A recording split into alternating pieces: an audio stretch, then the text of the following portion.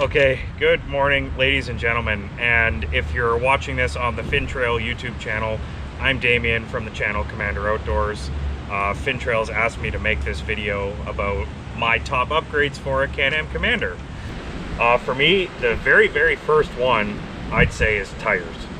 And it's pretty self-explanatory. Tires can take the capability level of your machine and just take it to the next couple of notches just by adding your tires.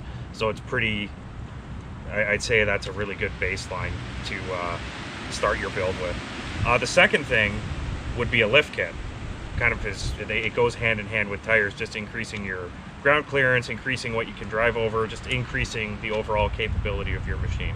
So those are the first two that I'd say are really important, kind of regardless what your machine is. Most of these they apply to every machine, not just specifically a Commander.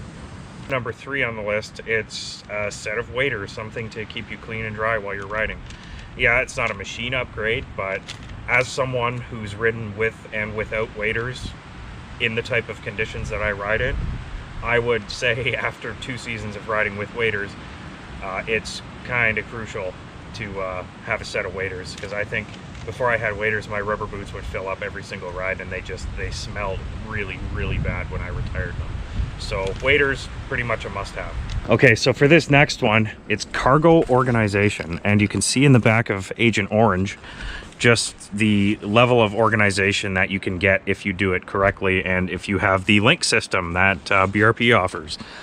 It's really important to be able to organize and manage the cargo space you have, because you really don't have that much of it in the grand scheme of things, you know, compared to a trailer or a pickup truck or even an X3.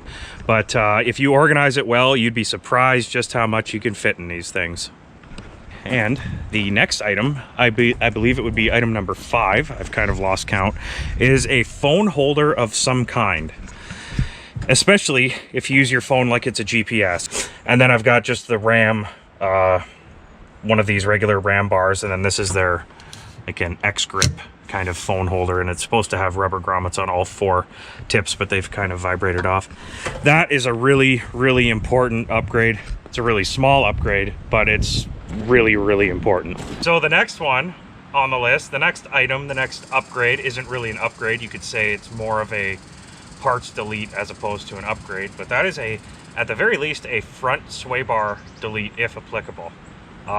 They like to advertise, oh, you know, you have this much travel, but it's not really true. You don't, because of your sway bar. Your sway bar limits how much travel you get. So if you do a lot of rock crawling, technical crawling, small, like tight conditions, that sort of thing, where you're not really, you know, whipping around corners doing 80, doing the sway bar delete is really good, because you gain your full articulation, you get a little bit of a better ride, and it makes the machine a little bit more maneuverable, and it just handles better in tight, rocky conditions. So for me, the sway bar delete was an awesome upgrade, and I will never put it back in, because it was just, it's a night and day, especially on this buggy.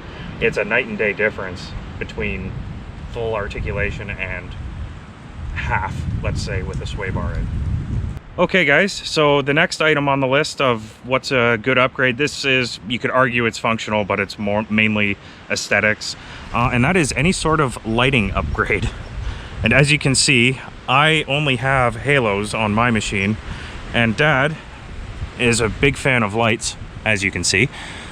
And when you stand in front of this machine, I mean, it is just blinding with how bright it is. I wish it was a little bit darker out so you could see, but I mean, this lights up a football field in front of you. Like, you got maximum visibility.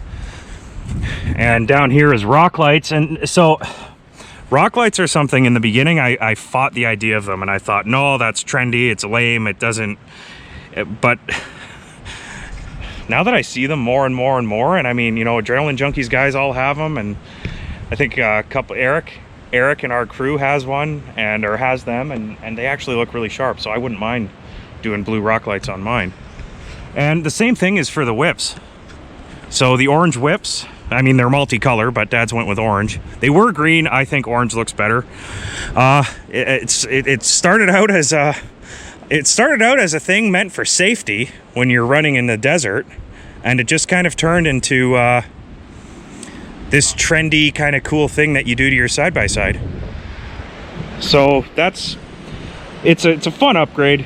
It's not that functional for 90% of the people out there. Sorry, the pine needles fell in the hood of my sweater. Yeah, it gives it that southern touch.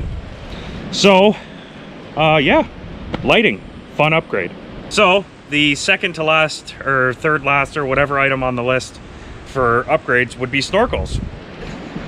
And if you're a subscriber of my channel, you've seen that I have swamped my clutch more than once, and I've taken water into my engine one time, which wasn't fun. And that could have all been avoided if I had snorkels. So as you can see, these are actually almost at or almost above, depending on how tall you are, your headline. So technically, if you're a short person, you would drown before your machine does. And I can almost say I'd personally rather have that than have to deal with a swamped machine. And I'd say one of the most important items you can keep in your machine is a toolkit. Spare belt, spare spark plugs, that sort of thing. Ropes, all that kind of stuff, like recovery gear. It's not an upgrade. This is more of a practical list. And I know a lot of it hasn't been fun, you know, like, oh, I was hoping he'd say 4-inch portals. Yeah, I'd love 4-inch portals too, but without a toolkit, it doesn't really matter if you have portals, because if you blow your belt and you can't change it, well, your portals aren't doing you that much good. So tools, that sort of thing, really, really, really important. You don't want to be that guy out on the trail who breaks down and has nothing to fix it. And I know that because I've been that guy before, and it sucks. So go out prepared so you're not a burden on everyone else. We were standing here. I just filmed the closing. I was getting ready to put the machines away.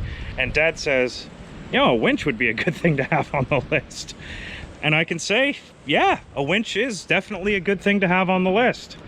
And speaking from experience, the last ride of the season that we went on, I didn't have a winch. So I couldn't hit a couple of the mud holes that I normally would have because I didn't have a winch. I couldn't pull myself out. Whole story on why I don't have a winch. Maybe I'll make a video about it, maybe I won't. But if you want to hear why I don't have a winch, just comment down below. And Dad went above and beyond on his. He's got his front Can-Am 4,500 pound winch. And the ultimate recovery vehicle here has a 4,500 pound winch on the back as well. So, I mean, in terms of recovery and redundancy, Dad's got it pretty much covered with almost everything on this vehicle. The only thing missing is you don't have a spare engine kicking around in the back that you can just pop in trail side. Okay guys, and the very last thing, the most important upgrade, this will take your machine to the next level, I promise you. It is a Commander Outdoors sticker. You put one of those bad boys on there, there is nothing you can't get through. Available on our shop, commanderoutdoors.ca. So, I hope you liked this video. I hope you found it informative. If you're watching on the FINNTRAIL channel, don't forget to head over to Commander Outdoors. Check it out. If you like it, maybe subscribe. Rock hard, ride free. Huge shout out to FINNTRAIL, and I'll see you on the next one.